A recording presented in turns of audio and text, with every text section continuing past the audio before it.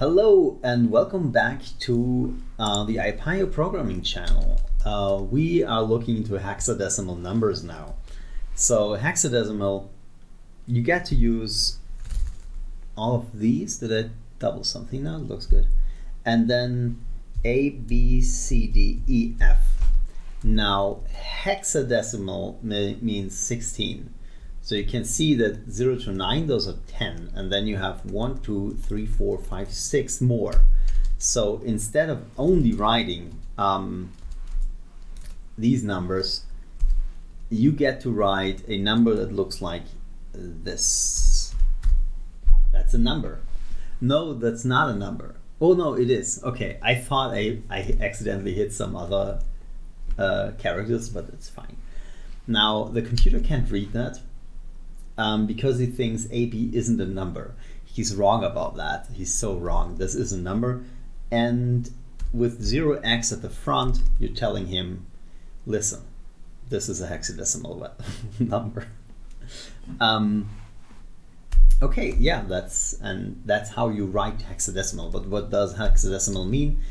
It means that if you want to express 3, you write 3, right? If I want to write 3, I go like OX3. Now this is very identical to just writing 3 in decimal. That's because hexadecimal is bigger than decimal. It's the same thing like binary 1 is decimal 1, is hexadecimal 1. It's all the same in all the systems because there's literally only one digit. And in all of them, it expresses the concept of one piece of it, or the digit in the numbers. It's always 1. Okay, so this trick should work up to 9. So 9 is the same as OX9. Now, and here comes the tricky part. Decimal. Oh no. Just write dec. Decimal is a data type. That's why this happened. And here I'll write hex. So 9, same. Now in decimal, you flip over. You cannot express 10 without using 2 digits. So have to write 10. In hexadecimal, numbers go further. So you write A. Well, that's the same as 10. 11, that's B. 12, that's C. And I'll skip up to 15, that's F. This is when hexadecimal flips, because you cannot express 16 without flipping. I don't know, I'm using flipping way too often. You cannot express 16 without adding another digit. So you have to add another digit. 0x10 is 16 in hexadecimal. And it is 16 in decimal as well. Okay, and it's for the same reason, like decimal flipping from 9 to 10, hexadecimal flipping from 15 to 16. Flipping rate. Flipping, I don't know, just the word, I like it. What else? Oh, there's a nifty trick that you can do with hexadecimal in particular, because you see, having 60 numbers is in the power of 2 line of things. So 1, 2, 4, 8, 16. In binary, you're on the 2, right? Is there a unary system? You cannot express anything in that system, I think. Let's have a sip of coffee. It's very important.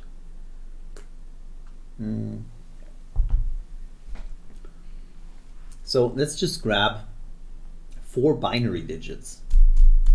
So these are 4 binary digits. These translate, actually let's go binary, hexadecimal, and decimal. So this in hexa is 0x0, and in decimal this is 0. adding 1 makes it so. Is there, can I write 0b? Let me just check.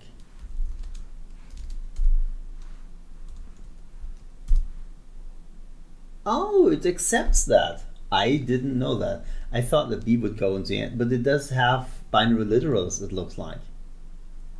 All right.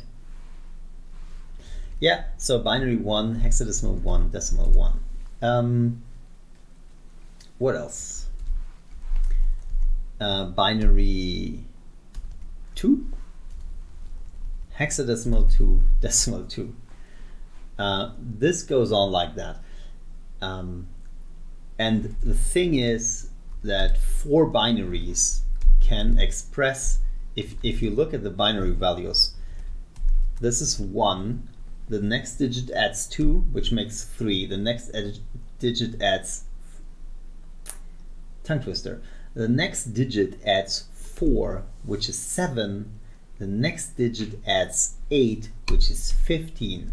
So you can express exactly all the hexadecimals in one 4-bit binary block.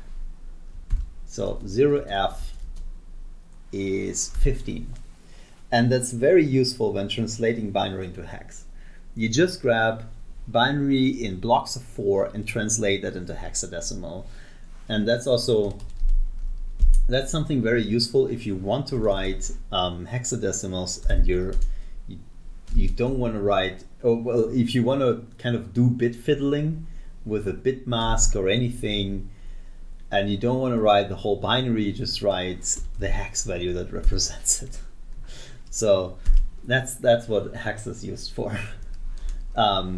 So FF is 111, 111. It's all the ones. This is FF. That's actually very common. This is a bit mask to show you all of Fs. Bit masks are used in flags, for example. These could be different options, and you could want all the options, and you write FF. Like you could have option 1 is actually, now that I know that I can write binary like that, 1 2 1 0 0 0 0 0, and then you have like option 2, and it's a different, and 1 in a different place, right? Would be here. Can I go spaces and 0b? No, I can't. Okay. Can I do that? No. Are you allowing this? No. Okay. So yeah, and if you want to combine the two options, so if you want to select options, you would just so they line up, you would add these 2 bits, for example. And now if you know exactly what kind of option you want and you want to express your let's call this one select B for obvious reasons, so I can call this one select X for hex. You combine these into a string, into your hex string. It sounds uncommon now, but it's actually not too uncommon, because it's easy to see that this is 3, right? 3 0. This is the hex value, because that's a 3, and that's a 0. You just need to quickly calculate, and it's not too difficult because you only count up to 15, right? Quickly calculate what this value is, the binary value, and then you know the hex value.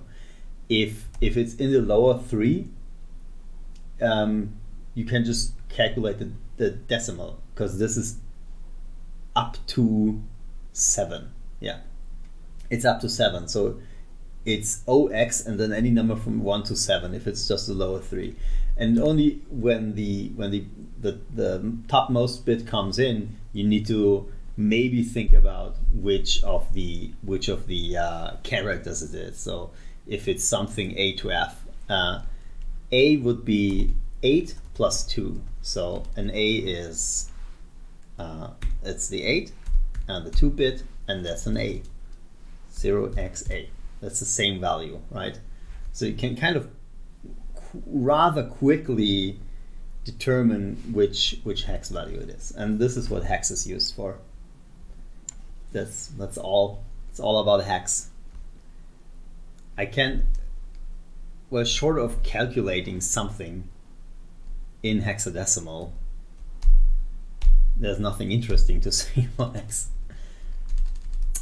Yeah, this is how you hex value. I think we have some time to go for octal, and there's a trap right here. Let's say you want to write 13. I haven't done this in a while, so I don't know if this actually is a thing in C#, because you usually don't do that. But you might think this is 3 and this is 112. Oh, I want them to line up. They don't line up. Let's waste some time and add zeros in there. Just don't waste time. I'm pretty sure that this value is now, well, this value is not 13 anymore. I3, I don't think this is 13. Let's go right line, console writer, console dot right line, and let's go and write, that's actually 013,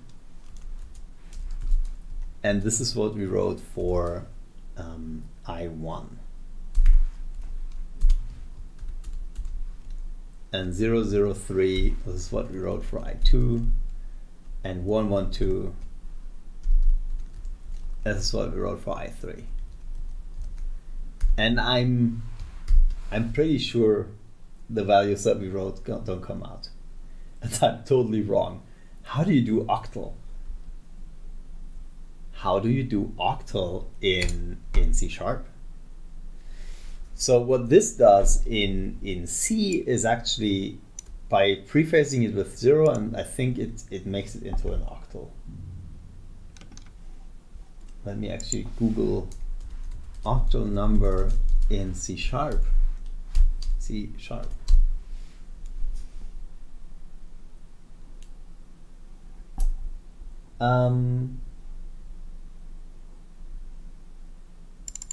Octal number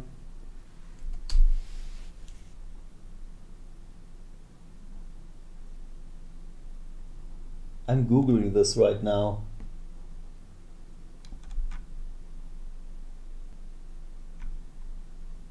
I'm not getting a lot of hits. Okay, so what I'm actually looking for, so these notation thingies, they are called literals. C# octal literal.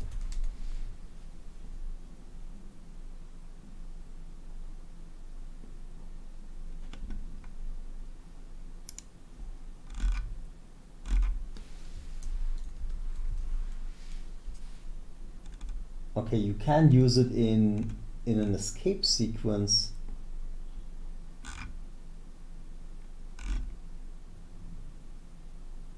You can do octal notation in an escape sequence. Okay, C# assign int from octal.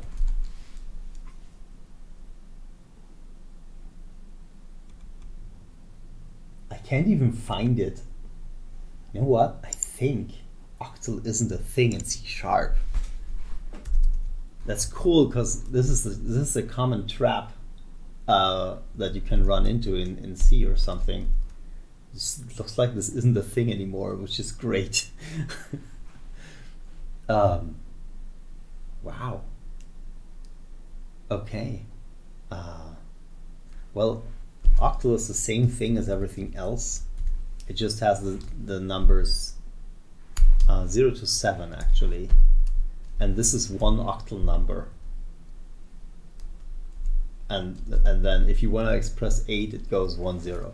And the rest is completely equal with everything else. Yeah. So we handled octal. Let's go ASCII table next. Thank you so much for watching. See you next time. Bye.